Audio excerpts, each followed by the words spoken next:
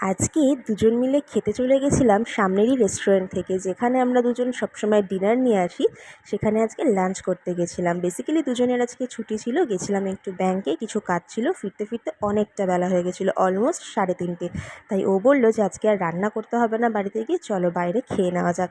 তো এটাও নতুন রেস্টুরেন্ট হয়েছে, যেখান থেকে আমরা ডিনার তো বহুবার নিয়েছি কিন্তু লাঞ্চ কখনো খাইনি। তো ভাবলাম চলো আজকে ট্রাই করি। দুজনেই ভেজ থালি নিয়ে নিয়েছিলাম, যার মধ্যে ছিল ডাল, আলুর চোখা, 2 ধরনের সবজি, আর আমি নিয়েছিলাম এক্সট্রা ডিম, আর ও নিয়েছিল মাছ। তার সাথে তো চাটনি পাঁপড় যেটা ছিল, যেটা আমার ভীষণ ভালো লেগেছিলো।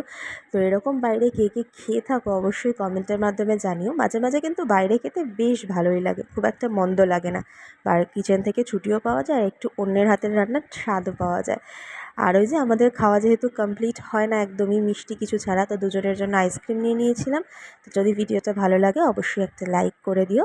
আবার দেখা হবে এরকমই অন্য কোনো ভিডিও নিয়ে।